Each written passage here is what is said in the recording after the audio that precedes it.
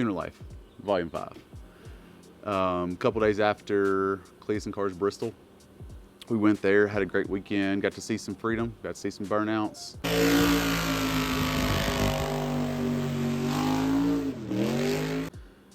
So kind of unfortunate, JH didn't win the burnout competition.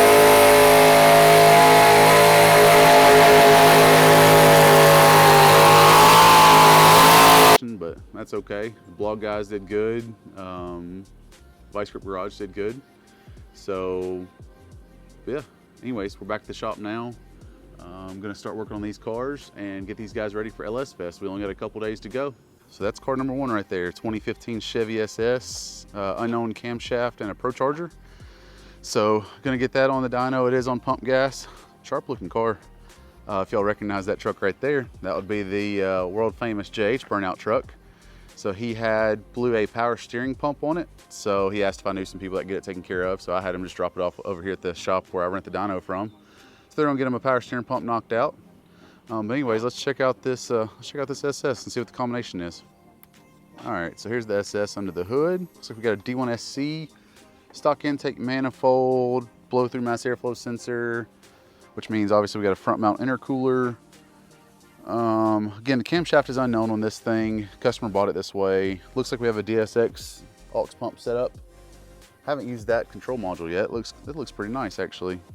I'll have to double check in the text messages. I believe we have a fresh set of BR70F plugs in it. They should be gapped, so I'll check that. But anyways, everything looks pretty clean. It's got a bigger pulley. It's like a 4.5 inch or so pulley. So shouldn't be a ton of boost, maybe 6-7 pounds. So this thing's not gonna make anything crazy. So a Cammed SS automatic on this dyno, which keep in mind it's the Mustang dyno. Usually I'll see between 390 and say 420 to the tire, depending on camshaft. So if this thing's on like 6 or 7 pounds of boost, I'd say we're probably gonna be in the, I don't know, we'll say 510, 520 range if I had to guess, which again, guys, keep in mind Mustang dyno. And I'm not concerned about numbers because this thing is going to trap at the track way higher than what the dyno reflects. So that's all I'm concerned about. But anyways, yeah, overall, nice looking car. So let's jump in this thing and get it inside the shop. All right, so we're in the SS. This car's on a base file. Should be straight speed density right now. I don't like to do any type of cars running on MAF on a base calibration when they're a kit like this, just because nature of charge pipes, MAF location, there's so many different variables that can cause the MAF to read a little bit differently. So speed density is usually more consistent for the customer. So anyway, so let's see how this thing starts up. Let's be first start today on a base tune. Not terrible. Almost seemed like it needed a little bit more startup airflow or maybe a little bit less cranking VE. Again, we don't know the camshaft in this thing, so everything in here I'm guessing at. So looks like we got check engine light on, not a big deal, but I want to inspect that because usually in the base file I will actually have all the codes and stuff set up and ready to go, where hopefully they wouldn't have a check engine light on. Looks like they dropped it off with not much fuel. So, okay, I need to send him a message and see, maybe we are going on E85. I actually don't remember. So I'll double check through the messages and see. I think we are just gonna be on pump gas though for right now. But anyways, let's get inside and get this car strapped down.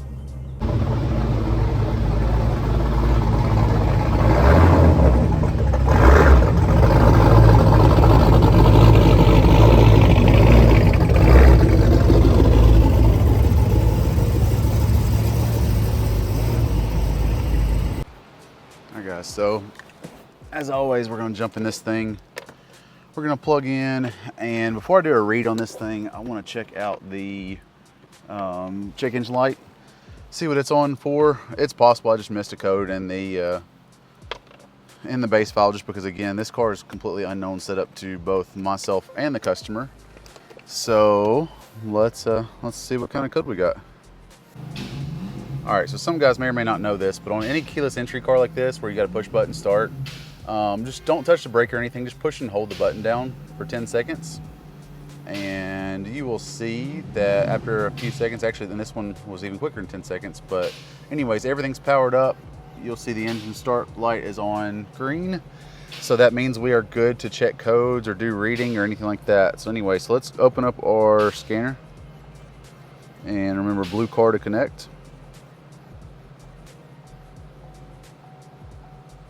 hopefully the audio is better in this video. By the way, guys, I have the DJI mics now, so I may have to play with volume settings and stuff, but anyways, hopefully it's better. So anyways, so if you want to check the code, go up to the top, there's a little check engine light button, click it, and then you're going to go down to read DTCs, and click that. And we got a bunch of codes, which a lot of these codes are going to be due to, like, you know, battery being disconnected or anything like that. So I don't see anything it's a big deal other than we got a heater control circuit code, we got mass air code, which is what we wanted, and we got a fan control circuit code. So that actually may be, that fan control circuit code, that may be something that we need to address. We may have some overheating problems with this thing. So anyway, so let's start this thing up, and I'm just going to check this base file. Let's see how it, where we're at as far as like fuel trims and things like that goes. Let me get my channels pulled up.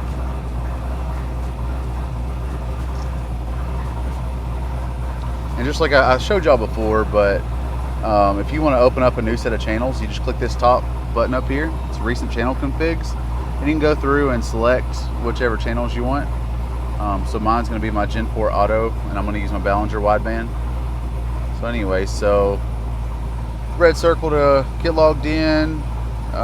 So immediately noticing the car's rich. Okay, that MAF scaling may have been, they may have had a larger NA like MAF curve in it. So I'm looking at dynamic airflow versus VE. And if you'll notice the big difference, this is usually, that's usually a sign of the MAF being in a lot larger housing. Anyways, everything else seems okay. Short-term fuel trims are rich, and that's okay. So they're pulling out 17-18% fuel right now. I'm just going to let the car warm all the way up, and we will go from there. All right, so and just in case some of you guys didn't see it in my other video, but we're going to go and pull the read file out of this thing. So you just open up your VCM editor, and you click this green arrow button, click read, and that's going to read it out. And so again, this is an automatic car, and this car has a fuel pump control module. So we're actually going to tune the fuel pump control module as well, just to make sure everything is happy. So we're going to actually read out all three of these. Now, I've had a lot of guys, or seen a lot of guys on the forum pages where they're talking about, they go to license their vehicle and they'll see where it's asking them for 3 credits instead of 2. So when you're doing a read, a simple way of doing it is you can actually just turn this off, this fuel pump control module, if you don't actually need to tune it. And this thing on these a little bit older of the LSs, they'll require 1 credit. So you can actually just click do not read like that, and that'll keep you from having to license that thing. But anyways, I am going to read it. So we are going to use 3 credits on this car.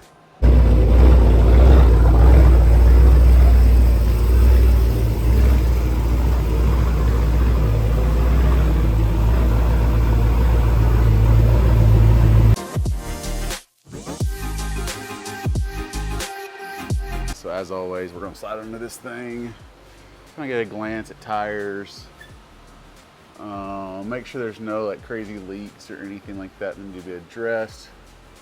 Looks like there may be a little bit of a trans leak, or is that just it's a little bit of a trans leak, a little bit of an oil leak, nothing crazy. Pan's a little bit wet. Hopefully they overfilled it. That's going to cost a little bit of power if you notice the size of it. Going back through, everything else looks clean. It's got a set of ET Streets on the back of it. They look like they're in good shape. This side at least. That side looks okay. So now we'll put a wideband in it and go from there. Rocking this sensor wrench again. Had some guys kind of get curious about what I do about oxygen sensors when they don't have an extra bung. So this car doesn't have, actually we'll do this one. This car doesn't have an extra bungs up here. So I'll go ahead on and I'll just pull out the factory sensor, and I make all my adjustments. You know, anytime you're tuning, like basically your goal for tuning is you want to be able to dial in the factory VE and MAF curve to where even with no oxygen sensors that the feeling will be as close as possible. So anyway, so we're going to tune this thing in open loop, and then once I'm done in open loop, then I'll remove my wideband and I will put the factory sensor back in there, and then I'll activate closed loop, and then I'll double check my fuel trims when in closed loop. But anyway, so that's how you do it though. So if you got a truck, upstream sensors are always best. Hopefully you'll have some extra bungs put in there, but like I said, if not, it's not a big deal. I've only had a handful of situations where there was no bungs, and if that's the case, you just got to weld some in, or you got to weld one in. Anyway, so I'm gonna get this wideband in here and go from there.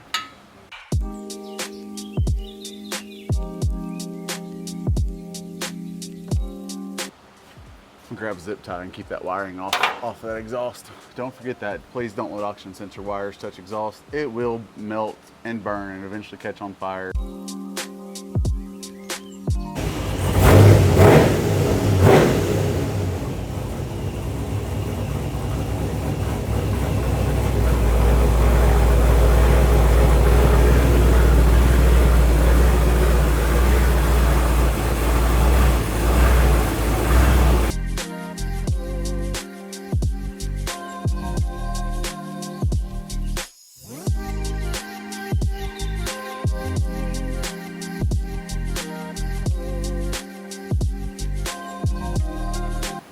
All right, and as everybody can see, I got a little bit sunburnt this weekend. Saturday we were at the track, didn't wear any sunscreen, felt great, no burn, everything was fine.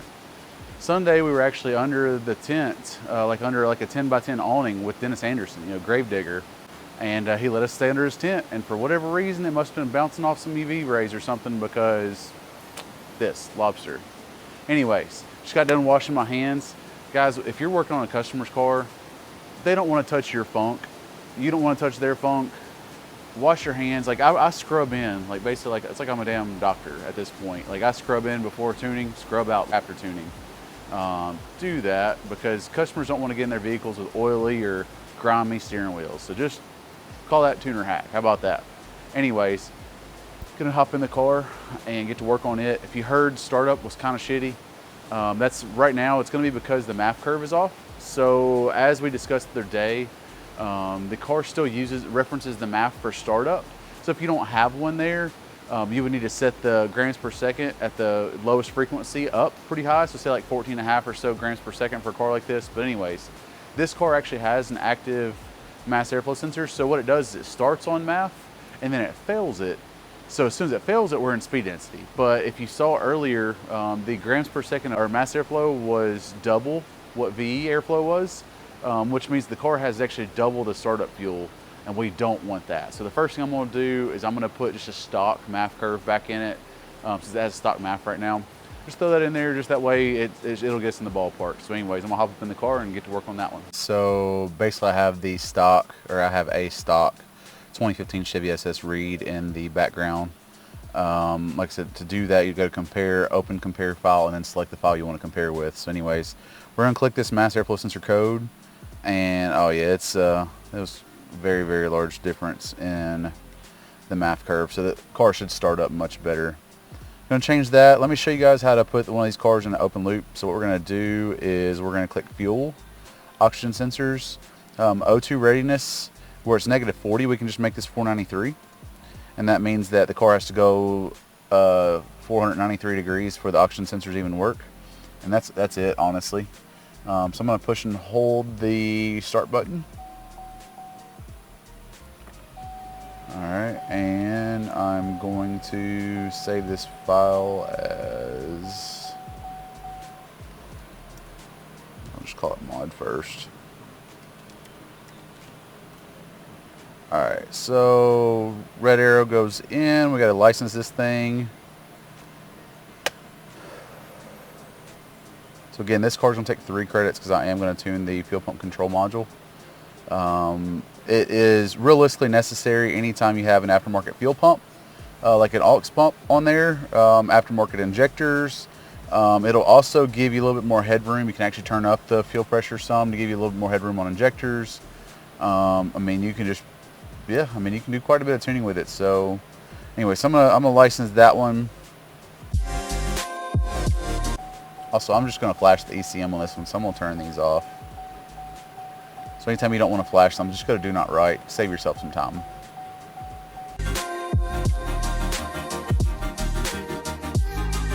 All right, so let's go and start this thing up.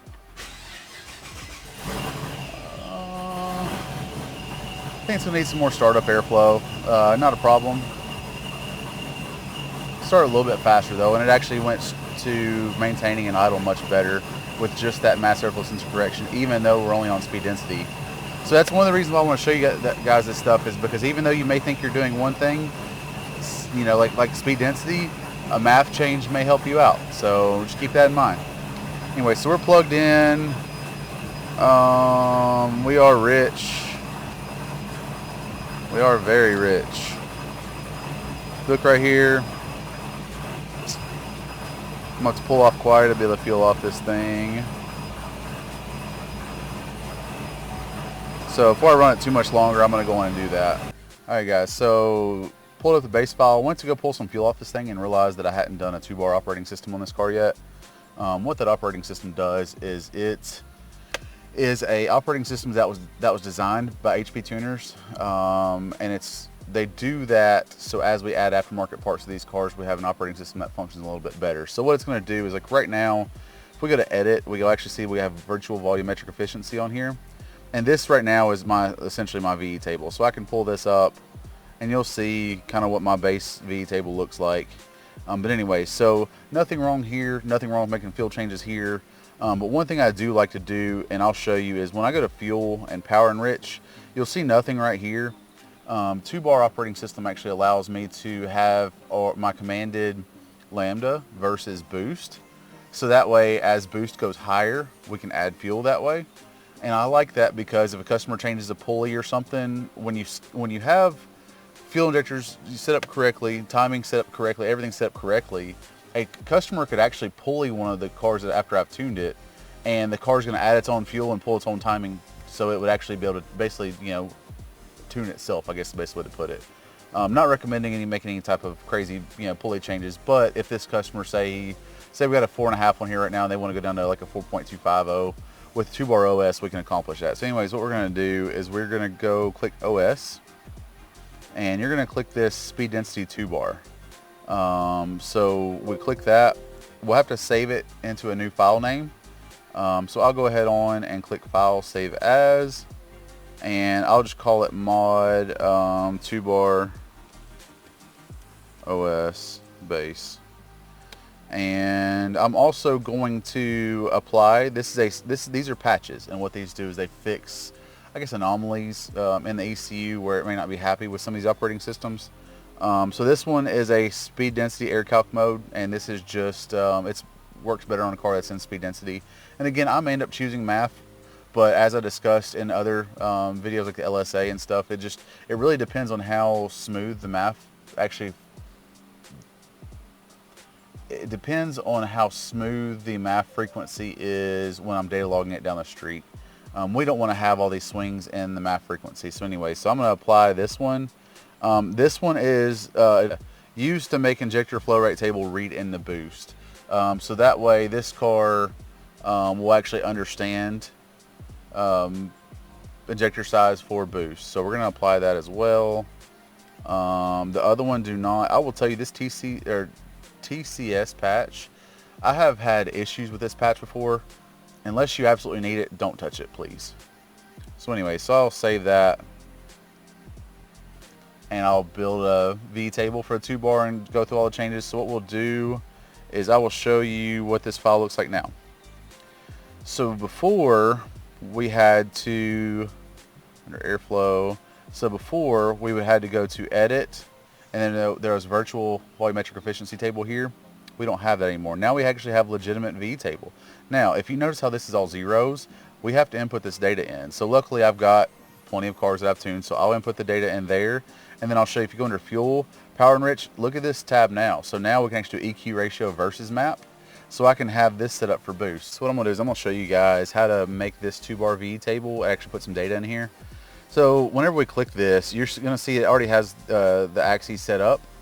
But we can actually copy those axes and go into our old tune that was just a 1-bar, or the 1-bar operating system, and we can change the axes on there, and it will actually give us the correct data. So what we're going to do is I'm going to right click, and we're going to click column axis and then copy labels. And if you'll notice, that's manifold air pressure. So I've got, this is the tune that we started with before we did the 2-bar OS. So I'm gonna click manifold air pressure and I'm gonna make this actually the same as what I had, and I'm gonna click OK. So you'll see it automatically scales itself, and then I will do the same for RPM.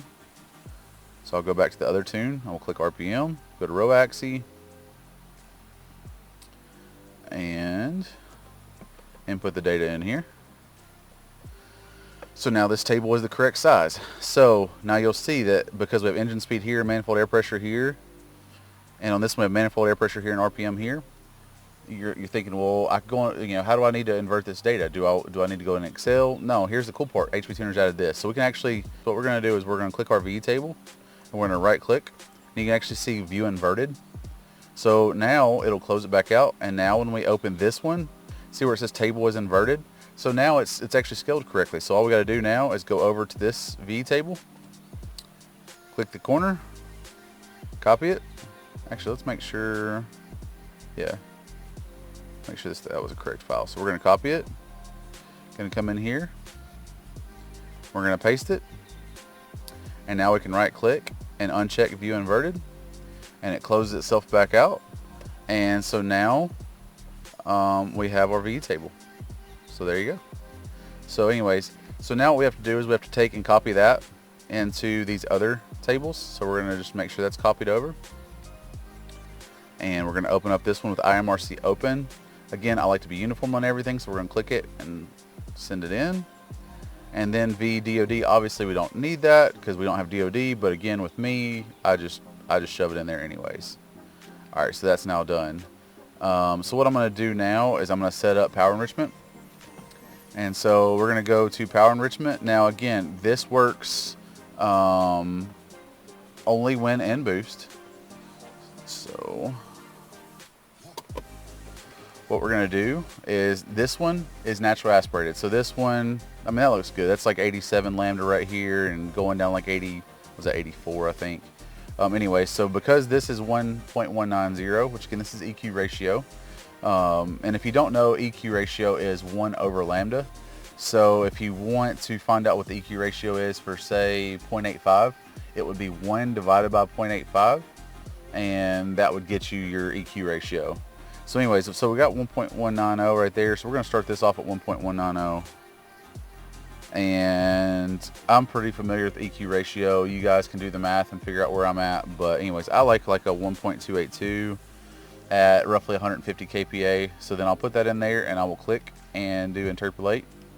And then we'll just say, let's go 1.135. Or yeah, 1.315. So we'll do that at 200 kPa.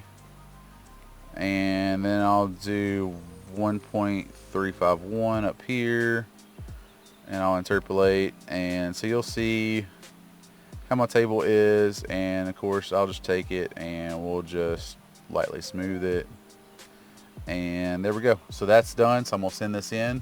Now when you do this, obviously it's a keyless entry car. I'm gonna push and hold the button again to get it to diag mode. We've got to right entire this. So we're going to click the red arrow, and we're going to turn these off. This is going to take some time. This is about a 5-minute flash. So we're going to right entire, and what we're doing is we're writing in that 2-bar operating system. So anyways, I'm going to go get a drink. It's hot, obviously. I haven't been running the AC yet, so I'm going to go get a drink, and I will be right back. All right, so we're plugged back into the car. Car's now in that 2-bar operating system. I also just pulled like a quick 15% fuel off the VE table. Looks like we're still 16-17% rich right now. So I need to make some adjustments on there. Don't see anything else that stands out right now. So let's see, car's almost completely warmed up. Oil pressure, not ideal. We're gonna have to keep an eye on that. So 24-ish, like that's, I mean, if this thing gets much more than, or much lower than like 17-18 pounds at idle when it's hot, I'm gonna call the customer and tell them to come get it, honestly. Yeah, so we'll need to keep an eye on that. So I'll watch it right here. But anyway, so I'm gonna pull some more fuel off of that table, and we'll start again. Alright guys, so just got off the phone with the guy that installed the Procharger kit He's one of my good buddies. He actually builds a lot of vehicles. But anyways, I don't know if y'all can see this, but this oil pressure, I haven't ran the car anymore. Like, this is still, you know, I was trying to, you know, dig through and double check the V table and all that stuff. Like, this is still where I'm at. I mean, you can actually look at the clock over on the side. So just the residual heat from the block being warmed up has brought this oil pressure down almost 10 pounds. So I don't like that at all. So anyway, so talked to him. He called his customer. Customers apparently supposedly this engine has been refreshed. So, and this is what I run into a lot with customers. So I want to keep all this stuff in the video. I want you guys to understand what it's like as a tuner, and what some of the little issues that we have. So, customer bought this car. Supposedly the engine has already been freshened up. We can see by the oil pressure that either something wasn't done incorrectly or the bearing clearances are wrong. So apparently the customer has put 530 weight oil in here, and obviously with him not knowing the bearing tolerances, you know, I explained that we could try to go up to a thicker oil. You know, a lot of the Thompson engines, Texas Speed engines, a lot of these things, they want VR 2050. So my suggestion was, let's just say screw it and go on straight to VR 2050. So I think we're going to do that, and I'm going to just kind of cruise this thing, and you'll see what I'm doing. Like, you'll see right now we're actually lean now. I just took another one of my Procharged V tables and just stuck it in there. So you'll see I've definitely got to do some reshaping to this, but we're much closer, much more in the ballpark.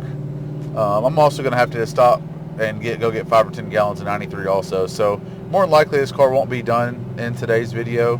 But anyway, so basically what I'll do is I'll do something like this. So you'll see we're actually working this is my EQ error table. So this table right here is literally going to dictate, it just reflects our percentage off versus our V table, you know, RPM versus map.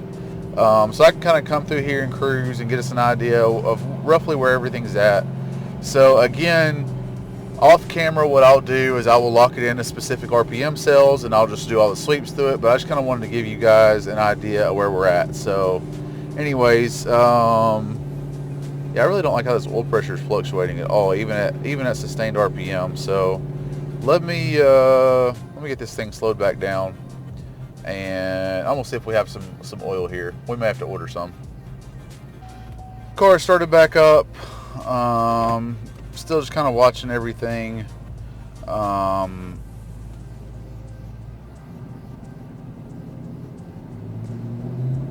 Yeah, just kind of roughing in the V table a little bit more, just to try to get me in the ballpark. I don't know that I'm gonna even want to steady state this car.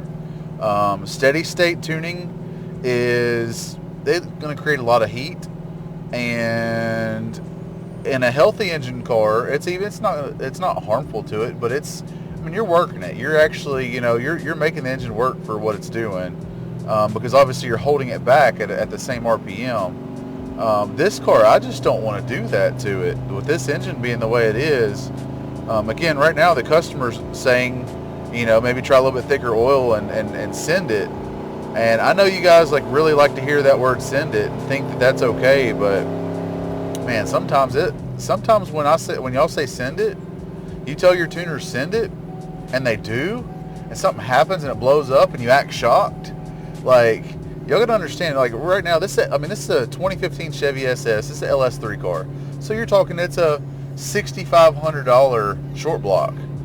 That's not something we just send it on. So anyways, I'm not going to just send it, not just yet. So we're going to still use the data that we have and try to see if this car is going to even be healthy enough. Again, he's wanting to take it to LSFest, obviously. And I'm going to assume that this thing's going to get the shit beat out of it there, probably burnouts and other stuff. So I just want to make sure that obviously I'm the tuner, and you know, a lot of guys will like to blame their tuner for basically everything. So I'm just trying to cover all my bases and try to make sure that not only I'm covering him, I'm covering me, because again, I don't want this thing to blow up. I really don't. Yeah, so anyway, so I'm just driving this thing, collecting some data. Right now, oil pressure is still low. And apparently he's been driving this thing for 6 months just like this with the same kind of oil pressure. So a lot of guys think, well, he's been driving it, just leave it alone. Well, here's the thing. It didn't have a blower on it before. Like, this Procharger is new to this car. So the last thing we want to do is hurt this engine after he just spent however much on a Procharger. I mean, I hate, a lot of customers, they'll do a Procharger, they'll do a blower setup, and then the engine will not be the healthiest when they do it. So then if they hurt the engine, they end up having to take the blower back off, and they don't even get to really enjoy it. So anyways, again, we're just trying to make these two match best we can. Again, this is not steady state. This is a just regular vehicle load. So I'll stop the log. And so another thing is, I don't know if you guys understand this or not, or know this or not, but HPtuners always saves your data logs. Always. So if you're data logging and you think, shit, I forgot to hit save, or I forgot to hit save file, don't worry about it. HPtuners automatically saves it. So what you do is, if you want to check it out, you can go up here to open log file. Like, you'll notice I'm not even going to save this. Open log file, and they're in the same, like, on all of them. So anyways, you go to documents, you go to HPtuners, you go to VCM scanner, you go to logs, and there you go. It saved every single log. And so if you notice, the more you run HPtuners, you wonder why your computer's getting slow. I mean, I've got hundreds of data logs, and I just deleted all my data logs on 525. So usually I'll keep a couple months worth of data logs saved, just in case the customer has something weird happen, and I can go back and double check it. But all your logs always saved. So hopefully that's a good little tip for you. I'll probably clip that and put that on TikTok by itself, because that's something a lot of guys don't know. So another thing that I can show you, I'll show you another tip, is earlier when we discussed licensing, and I told you that some guys will accidentally read out the fuel pump control module, and they'll wonder why it's calling for 3 credits instead of 2. If you've got the file, or the customer's already sent you the file, and this took me probably 15 years to even find this, but you've already got the file and it's got fuel pump control module like read out. If you want to remove it, you can actually go up here and go to this calibration details and go to controllers right here, and you can actually double click right here to remove it. So if you just double click that and save it, that module's off there, and it's not going to ask you for those credits again. So I'll probably end up clipping that one too as just another HPtuners tip. Anyways, let's fire the logger back up. Car's just been sitting here running. It's in park. Should have a little bit of heat in it from that little bit of just cruising around on the dyno. So I want to see what this oil pressure is like now. I mean, if it's around 9 or 10, we're calling it quits for the day, and I'll order some oil and a filter to change this oil. Come on. There we go. Oh yeah, y'all can see. I mean, I'll put this thing in drive. I mean, we're talking single digits now. So yeah, we're gonna call this one done for the day. I'll do some 2050 in it and a Delco filter. Grab 10 gallons of fuel, because with this aux tank, obviously, or this aux pump, it uses a little sump to go into the side of the tank, so we don't ever want to run low on that. So I'll get some fuel. We'll change the oil on this thing. Y'all are seeing what oil pressure is like, so it may be kind of cool for y'all to see, what it's like going from a 530 weight oil to a 2050 weight oil in an engine that's been rebuilt. But anyways, guys, I'm going to call it done for the day. I'm going to go home and hang out with my son. Got some guests in. They're staying at my house for the week, so going to go chill out with them, and I will see you guys tomorrow. So thanks again for the likes, the subscriptions, the comments. Y'all let me know, how's the microphone sound? Is it better? I'm hoping that I'm actually got this thing actually set up on every single video clip. So if you hear some video clips that a little bit scratchy in some but not in others, I probably forgot to switch on the mic setup. But anyways, guys, thanks again. Y'all have a good day.